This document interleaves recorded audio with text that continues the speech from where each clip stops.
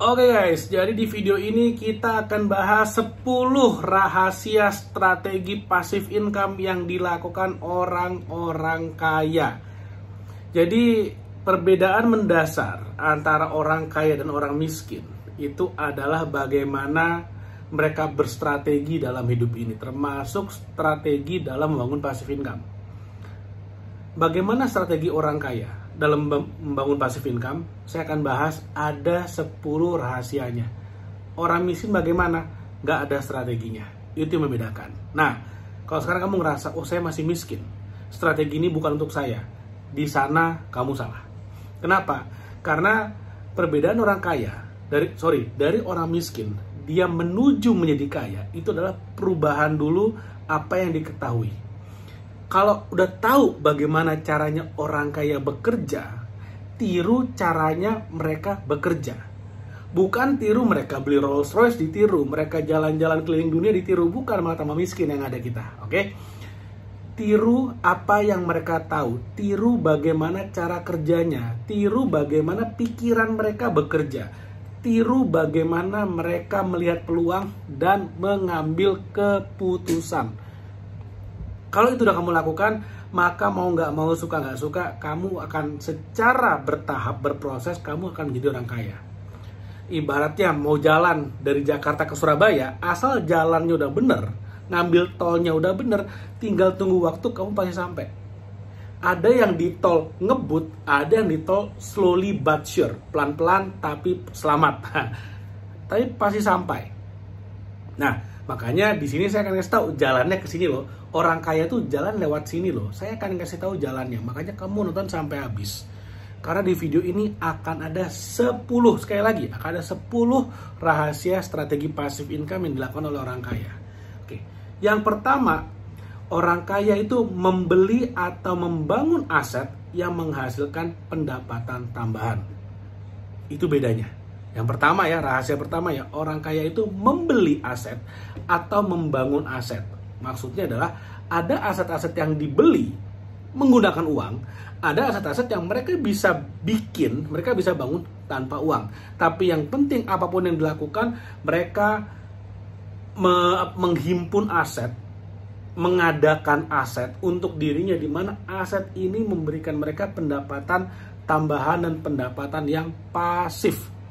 Dimana sekali aset ini dibikin, akan terus ngasilin uang. Itu kalau bahasa gampangnya ternak uang deh.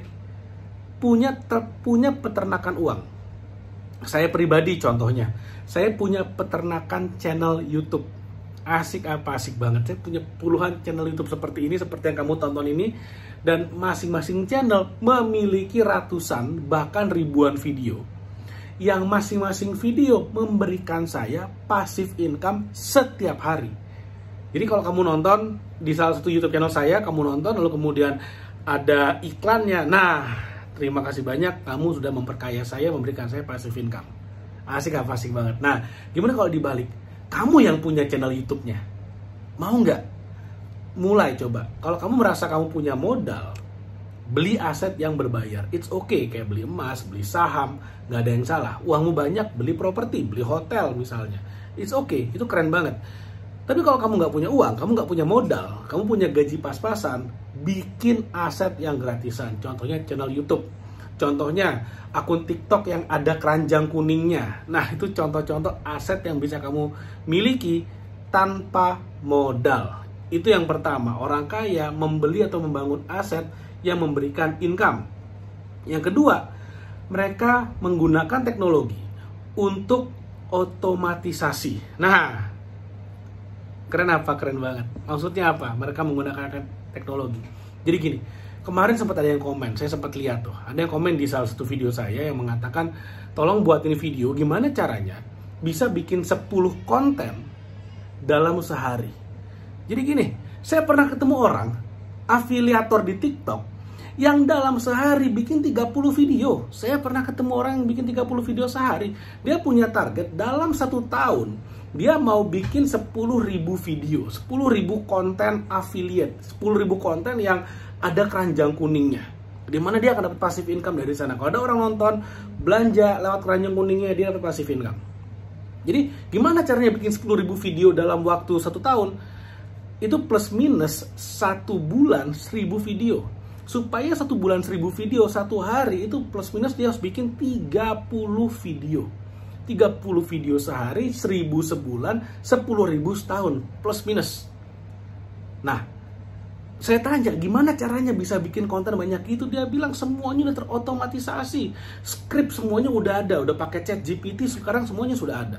Lalu kemudian untuk bikin konten-kontennya semua udah ada di CapCut. Lalu kemudian untuk uploadnya ya tinggal upload aja ke TikTok. Sangat gampang sekali. Dengan ada teknologi semuanya sangat-sangat dipermudah. Apalagi ada yang namanya AI, Artificial Intelligence. Saya tanya sama orang ini, sekarang berapa passive income-nya dari sebagai affiliate di TikTok? Dia bilang dia baru mencapai 100 juta per bulan, plus minus kadang-kadang 90 juta, kadang-kadang 120 juta, plus minus 100 juta per bulan, dan itu adalah passive income. Nah, kenapa passive income? Karena kontennya dibuat sekali, hasilnya berkali-kali, terus-menerus, dan dia akumulasi terus. Itulah dahsyatnya. Menggunakan teknologi untuk meningkatkan otomatisasi kita, supaya kita bisa membuat aset lebih banyak, lebih cepat. Bikin channel YouTube pun sekarang bikin video-videonya udah bisa pakai AI.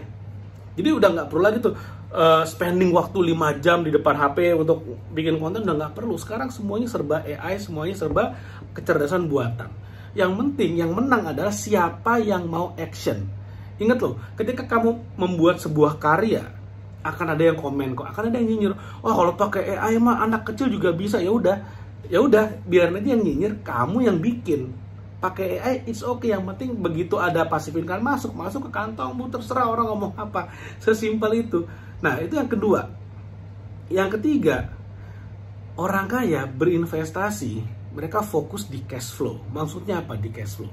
Contoh, dalam passive income, kalau kamu baru nonton video saya ini, saya akan jelaskan. Jadi dalam passive income itu ada 2 jenis. Yang pertama itu adalah passive income capital gain. Beli harga murah, jual harga mahal. Contoh saham. Saham harganya 100 rupiah kamu beli. Waktu kamu jual harganya 1.000 misalnya. Udah naik nih dalam waktu sekian lama, harganya naik dari 100 jadi 1.000. Artinya apa? Kamu dapat 900 rupiah per lembar saham.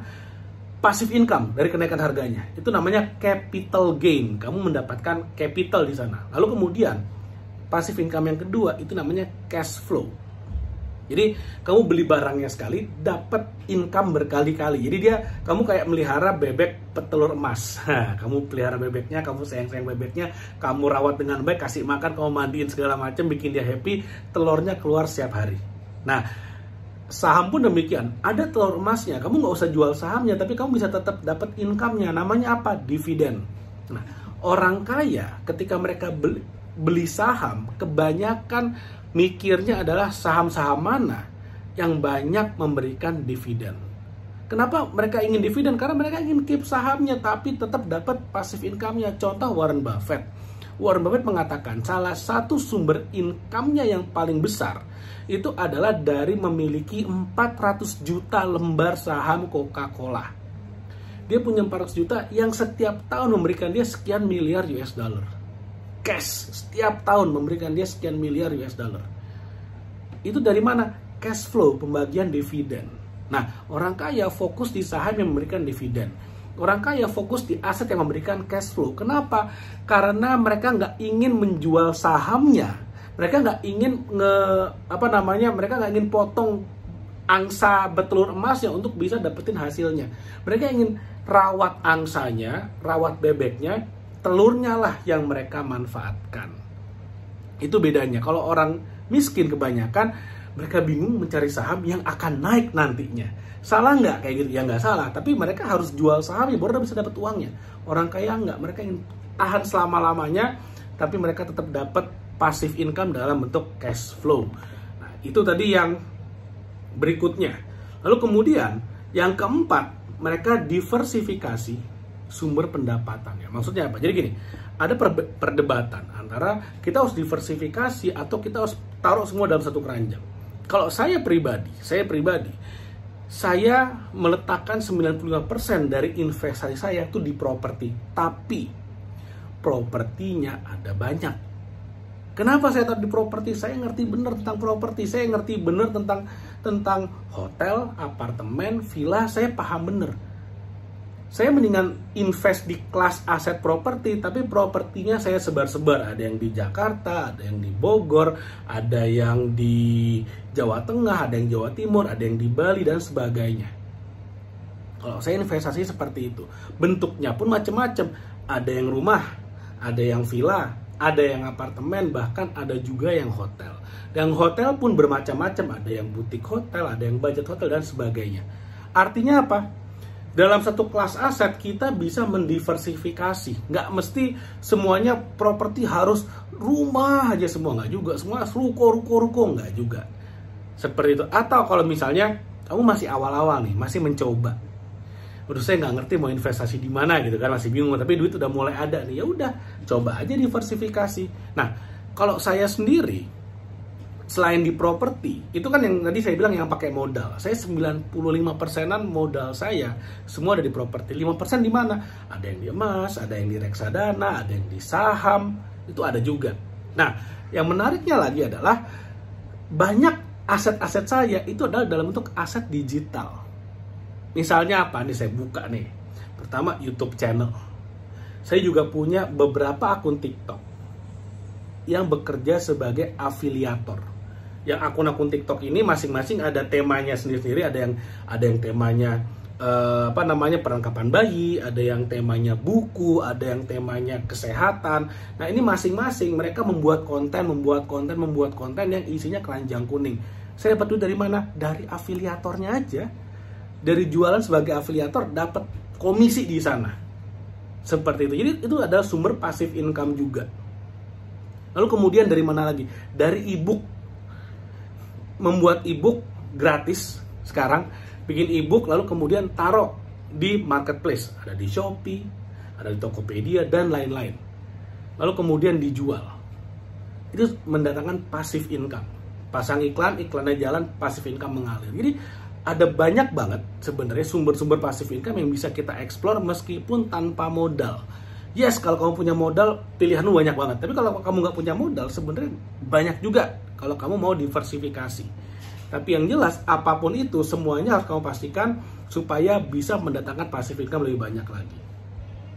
Itu nomor 4. Nomor 5, nah ini orang kaya nih. Orang kaya itu bisa mengubah yang tadinya kewajiban menjadi aset. Maksudnya apa? Kamu beli handphone harganya anggaplah 5 juta. Oke, beli handphone harga 5 juta. Lalu kemudian, karena kamu nggak punya uang cash 5 juta, kamu cicil tuh handphone. Misalnya kamu cicil 2 tahun, cicilannya 500.000 per bulan. Nah, saya asal tembak aja ya, 500.000 per bulan selama 2 tahun. Oke? Nah, 500.000 itu adalah kewajiban yang harus kamu bayar. Nah, orang miskin, orang menengah, beda gini, orang miskin, mereka gajian, langsung beli handphone. Orang menengah, mereka gajian, nabung dulu, baru beli handphone. Orang kaya, mereka gajian, ditabung, mereka beli handphone, tapi handphonenya dijadikan aset. Maksudnya apa? Misalnya, kamu beli handphone. Handphonenya kamu pakai buat TikTokan, buat scroll TikTok, buat ketawa-ketawa lihat TikTok, buat jadi buat jadi haters di TikTok, komen. Lalu kemudian kamu pakai buat Instagram buat ngepoin mantan lagi ngapain, bikin 10 akun fake yang tujuannya buat neror orang, mungkin buat komen mungkin. Yang untung siapa? Yang untung adalah mereka yang membuat konten di TikTok, mereka yang memproduksi konten. Yang rugi siapa? Mereka yang hanya menjadi konsumen konten yang dibikin oleh orang yang memproduksi konten. Contoh, saya bikin konten ini, kamu nonton konten ini, yang video yang lagi kamu nonton ini. Yang untung siapa? Saya untung dari AdSense, kamu untung dari value yang saya berikan. Kita sama-sama untung. Oke? Tapi kalau misalnya kamu nonton konten yang politik misalnya, konten paling nggak berguna sedunia, konten politik misalnya, tahu nggak? Yang dapat untung adalah orang yang bikin kontennya, yang nonton banyak banget, AdSense mengalir. Yang rugi siapa? Yang nonton. Cuma buang-buang data, cuma dapat pikiran yang teracuni dan nggak dapat apa-apa, paling cuma dapat jadi komentator haters doang. Ngapain? Orang kaya mengubah apa yang menjadi kewajiban menjadi aset. Beli handphone jadi aset buat bikin konten, taruh di medsos, taruh di YouTube jadi AdSense. Beli HP, bikin akun TikTok, lalu kemudian bikin konten keranjang kuning jadi afiliator, jadi passive income. Itu orang kaya kayak gitu cara kerjanya. Beli mobil, orang miskin beli mobil nyicil sampai pusing. Orang kaya beli mobil sama-sama cicil tapi kemudian disewain.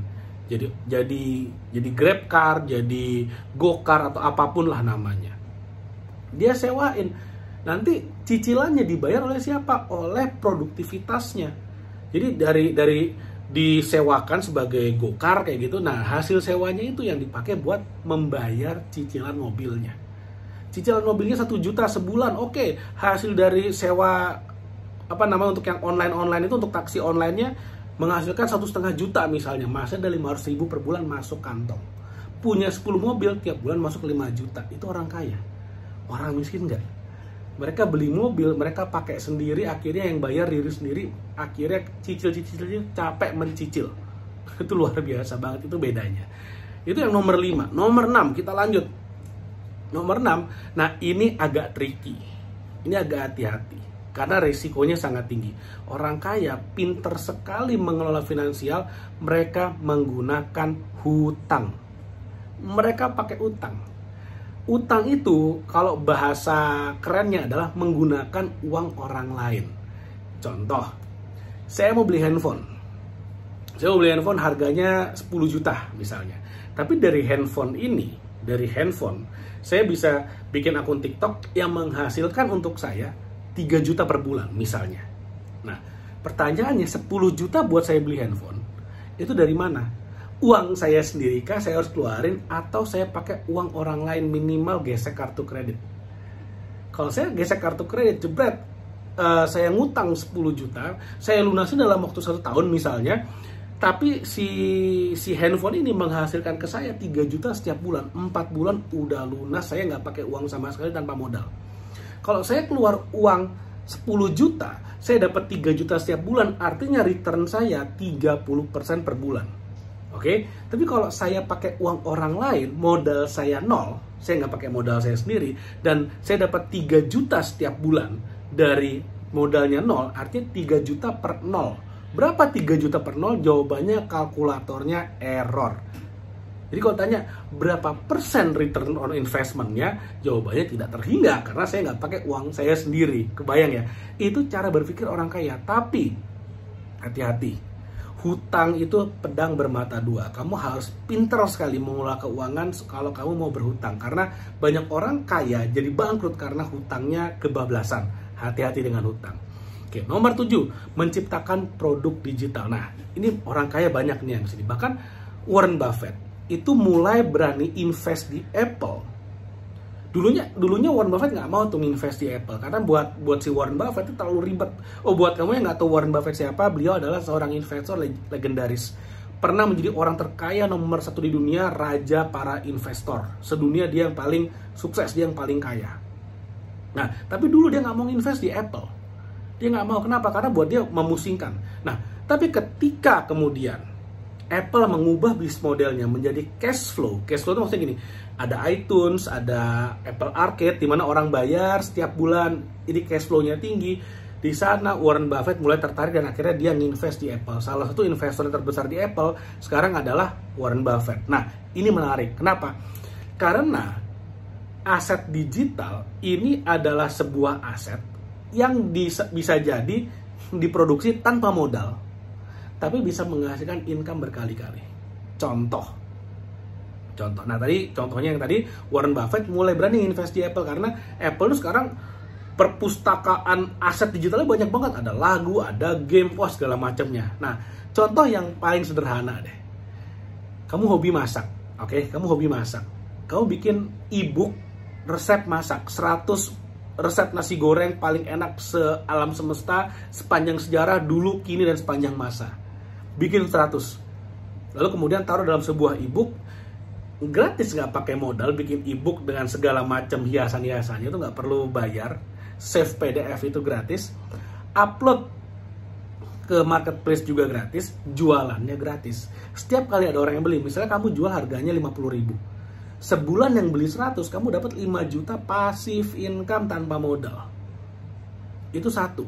Belum lagi kalau kamu punya musik misalnya, kamu punya online course atau apapun yang kamu bikin, atau misalnya kamu bikin video seperti ini aset digital, ini aset digital seperti itu. Jadi kalau kamu bisa mulai berpikir, saya pengen kayak orang kaya nih, main passive income-nya, coba pikirin aset digital seperti itu. Itu nomor 7. Nomor 8, membeli bisnis. Membeli bisnis itu maksudnya gimana?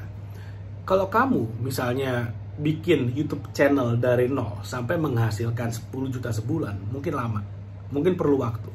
Bisa tanpa modal, tapi perlu waktu. Tanpa modal perlu waktu. Gimana kalau kamu beli channel yang udah ada, yang udah ngasilin 10 juta. Perlu modal, tapi nggak pakai waktu, instan langsung. Itu orang kaya tuh. Orang kaya menukar waktu dengan uang. Menukar uang dengan waktu. Maksudnya apa?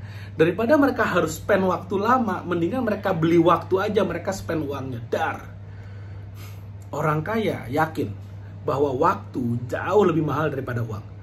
Makanya mereka mendingan keluarin uang tapi bisa menghemat waktu. Itu mindsetnya sebetulnya. Jadi mereka beli bisnis. Misalnya nih beli game di Play Store, di Apple Store.